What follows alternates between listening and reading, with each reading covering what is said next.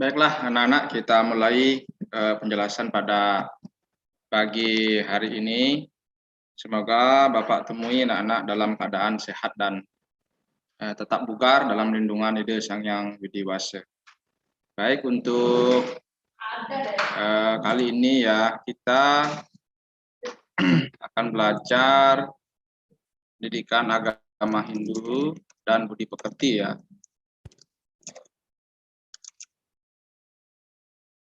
Yang mana pertemuan pada kali ini kita laksanakan pembelajaran yang ketiga pada semester 1 ini, yang mana pada kesempatan kali ini Bapak akan menjelaskan terkait dengan Weda sebagai sumber hukum Hindu ya. Jadi Weda sebagai sumber hukum ajaran agama Hindu. Yang sebelum kita lebih jauh lanjut belajar pada pagi hari ini, mari kita tiada henti-hentinya mengucapkan rasa angayu bagya, astungkara masih diberikan kesehatan untuk bisa bersama-sama belajar meskipun dari rumah. Izinkan Bapak mengaturkan penganjali pengastungkara. Om Swastiastu. Kita lanjutkan dengan doa. Seperti biasa anak-anak, kita melakukan doa Puja Saraswati. Silakan ambil sikap di rumah masing-masing dengan sikap Amusti Karanu. Ambil tempat yang bagus ya, supaya anak-anak bisa mengikuti pelajaran pada pagi hari ini dengan baik. Silakan ambil tempat dan sikap Amusti Karanu. Om Saraswati Namostubhyam Waradeka Marupini Vidyarambam Karasyami Sidir Bhavantu Amisadam Om Dirgayu Rastu Tat Astu Swaha. Oke, ikut. Sekarang kita lanjutkan untuk bersama-sama belajar tentang materi Weda sebagai sumber hukum Hindu. Nah, anak-anak, pada setiap agama itu memiliki sumber-sumber hukum, sumber-sumber yang dapat dijadikan pedoman untuk melaksanakan mengatur dari tatanan masyarakat Hindu itu sendiri. Sehingga ada namanya setiap masyarakat itu diatur, atau anak-anak kita ini diatur oleh ajaran agama Hindu. Nah, itulah yang menjadi sumber dari perilaku, sumber ajaran, sumber tatanan yang berlaku di masyarakat. Sehingga kalau kita contohkan dalam kehidupan sehari-hari, anak-anak bisa lihat kalau kita sedang melakukan perjalanan, tentu ada rambu-rambu lalu lintas, ya. Ada tanda yang perlu diikuti, ada kalimat-kalimat yang perlu dijadikan sebagai pedoman. Nah, itulah yang disebut dengan sumber. Ya. Nah, kalau dilihat dari ajaran agama Hindu, ternyata salah satu pustaka yang menjelaskan, yang menjadi pedoman dari sumber hukum Hindu adalah Manawa Dharma Sastra, ya. Manawa Dharma Sastra atau sering juga disebut dengan Manu Smriti.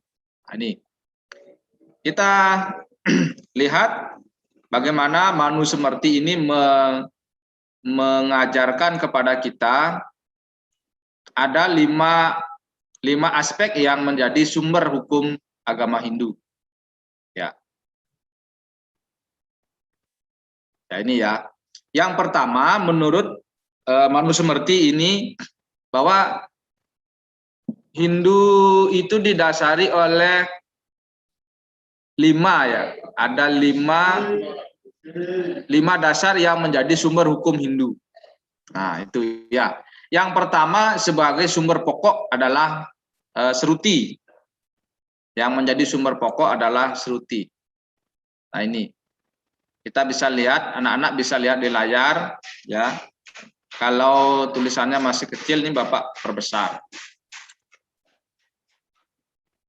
Ya, yang pertama itu adalah Sruti.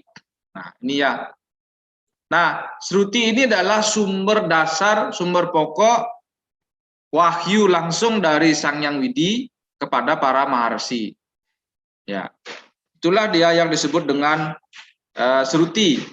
Jadi sabda suci dari ide Sang Hyang Widiwasa itu diterima langsung oleh para maharsi. Itulah yang disebut dengan Sruti atau pustaka Sruti, kitab Sruti. Ya. Kemudian yang kedua, selain yang bersumber dari sabda suci dari ide Sang Hyang Widiwasa, yang kedua itu yang disebut dengan Semerti. Ya, ini ya. Yang kedua itu adalah kitab Semerti. Nah, kitab Semerti ini adalah kitab atau pustaka yang disusun berdasarkan atas ingatan oleh para resi. Ingatan, kemudian ulasan, tentunya atas dasar dari tingkat spiritual yang tinggi, bukan berdasarkan atas kemauan sendiri. Nah, ini ya. Jadi dipikirkan, diuji cobakan begitu sehingga dia menjadi sebuah pedoman bagi kehidupan umat Hindu. Kemudian yang ketiga, selain Semerti itu ada namanya Sila. Ya. Disebut dengan Sila. Nah, tentu di dalam ajaran agama Hindu Sila ini terdapat di dalam berbagai pustaka suci Hindu yang mengatur tentang sikap-sikap baik, ya, sikap-sikap baik, sikap-sikap bijaksana bagi orang, ya, tingkah laku yang baik bagi orang yang mendalami Weda. Ya. Ini bisa dijadikan sebagai sumber. Tentunya ini adalah bukan orang sembarangan juga. Ini adalah resi atau orang suci dalam agama Hindu. Inilah yang sikap-sikapnya yang patut dijadikan sebagai contoh, petuah-petuahnya yang bisa dijadikan sebagai teladan untuk kita melakukan sikap-sikap dalam kehidupan sehari-hari, untuk berperilaku dalam kehidupan sehari-hari. Berikutnya adalah yang nomor 4, itu adalah sadacara. Nah, sadacara ini adalah peraturan adat istiadat setempat. Ya, adat istiadat setempat. Misalkan anak-anak di desa Tejekule itu punya adat istiadat setempat. Ya, di Wewidangan desa adat Tejekule itu punya namanya sadacara. Tata titi pelaksanaan yang berlaku di desa Tejekule. Inilah yang disebut dengan sadacara. Ya, peraturan adat istiadat yang berlaku di daerah setempat. Nah ini. Nah, peraturan atau tata cara ini juga terkait dengan sila krama. Sila krama yang berlaku di desa adat Tejekule. Ya.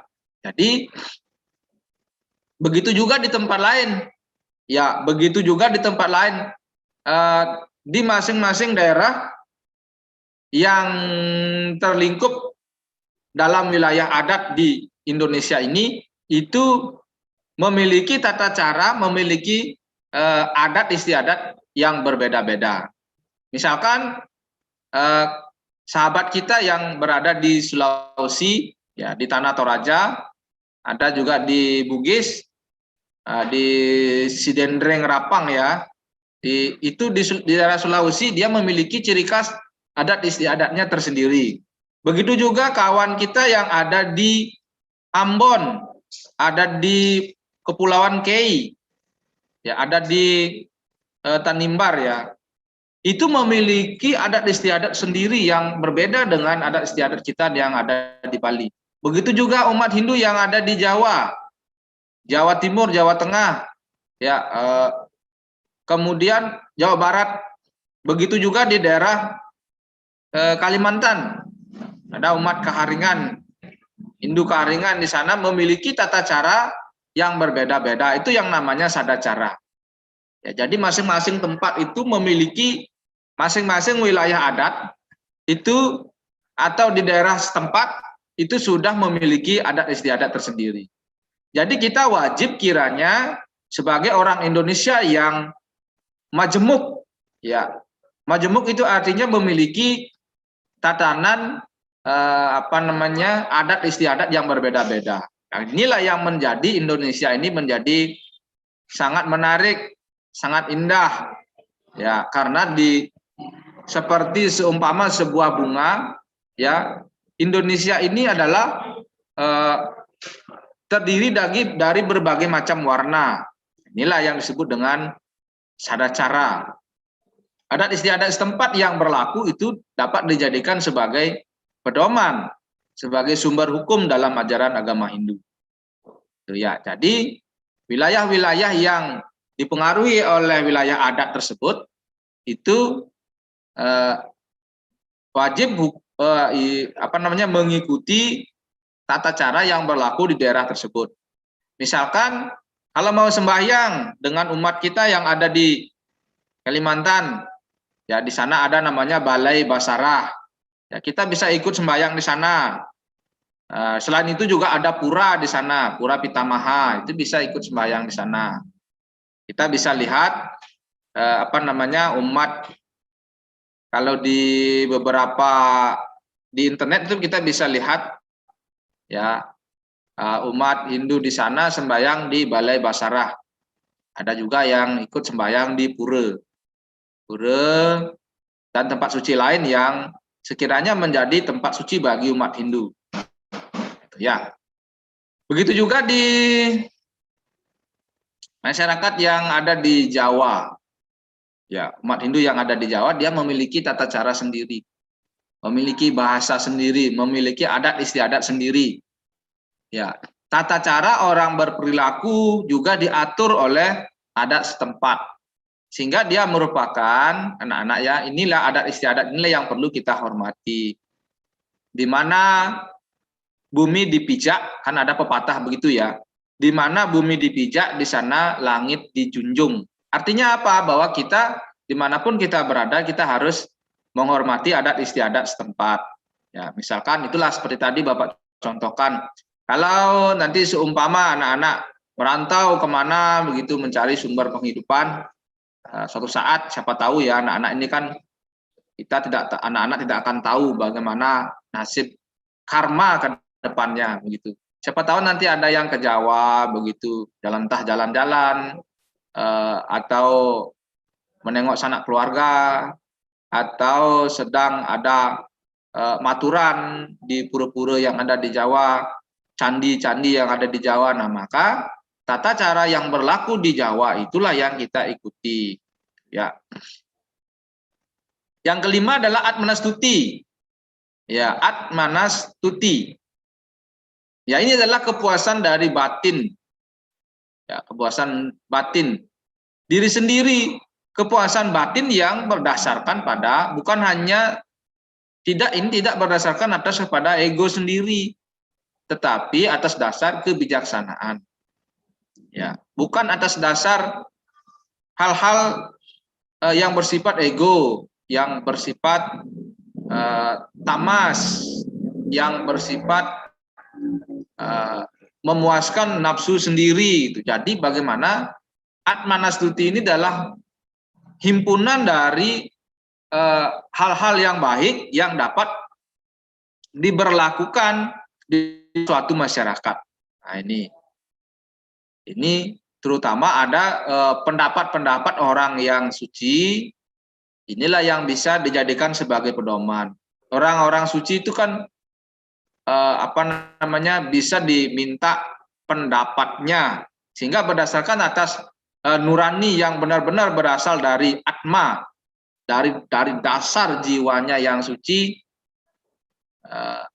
seperti ini ya. Karena di sini ada atma, ini berarti hal-hal yang bersumber dari kesucian itulah yang menjadi pedoman atmanastuti, yang dapat dijadikan sebagai pedoman, ya.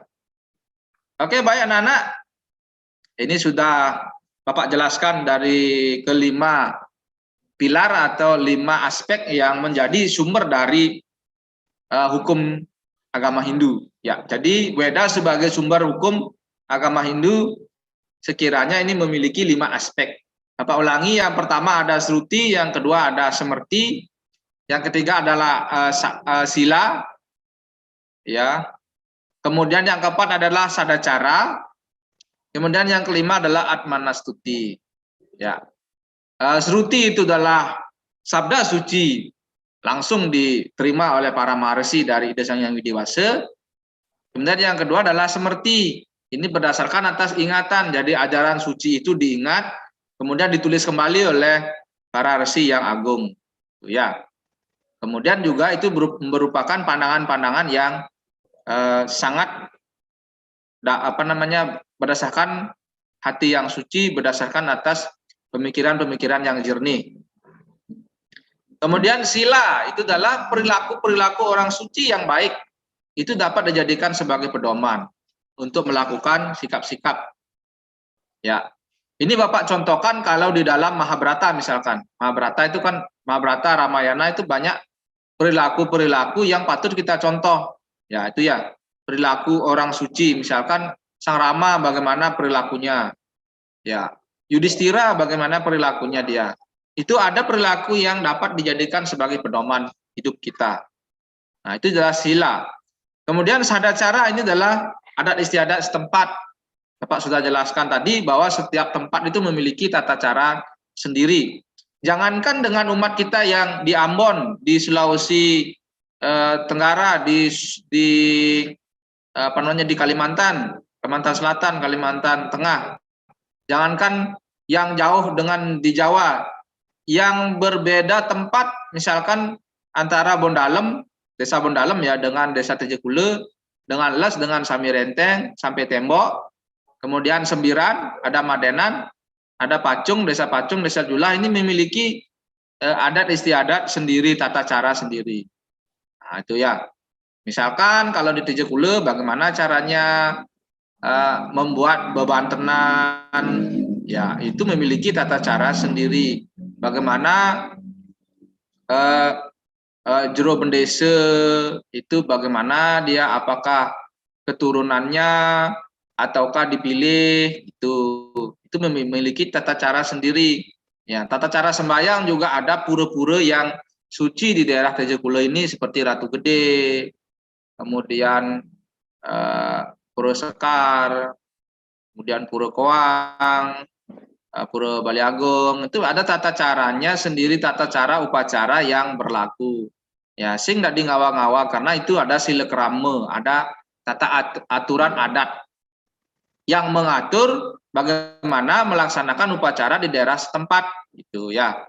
Di Maturan, misalkan bagaimana kalau di Tejekule ada melasti, misalkan ke Segara, itu kapan pelaksanaannya, ya itu tata cara masing-masing desa adat yang mengaturnya. Jadi tidak bisa disamakan dengan desa Les, dengan desa Bondalem, itu memiliki tata cara sendiri, ya, tata caranya sendiri-sendiri gitu. Jadi desa adat itu adalah desa yang otonom, yang bisa mengatur yang mandiri ya, yang mengatur adat yang berlaku di desa tersebut. Nah, itu ya. Itu namanya sadacara.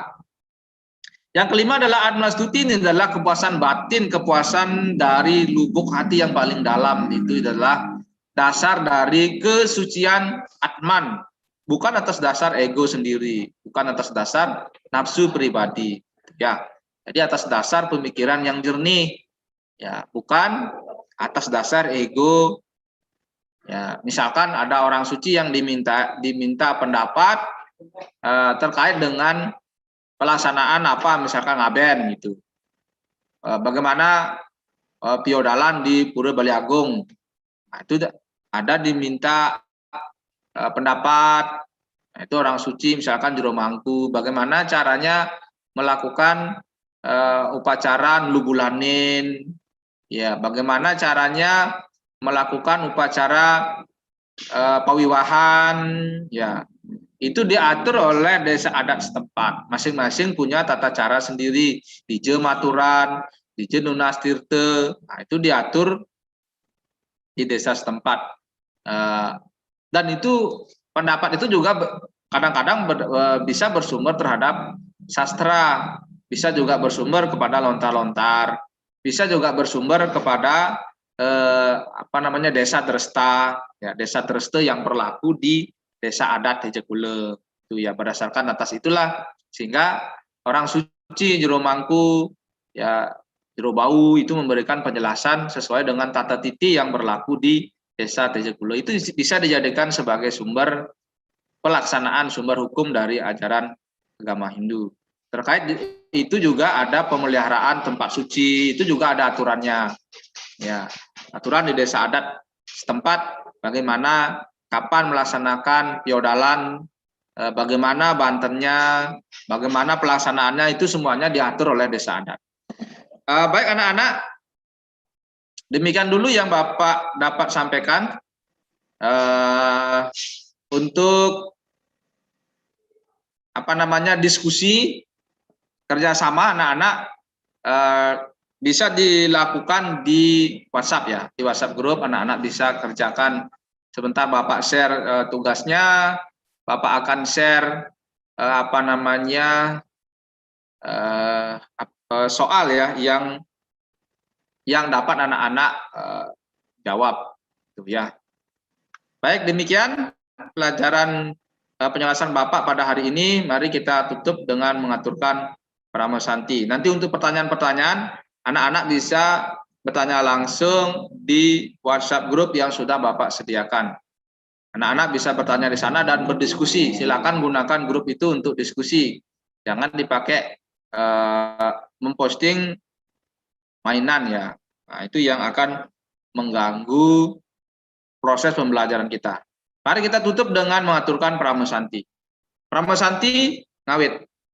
Om Santi Santi Santi Om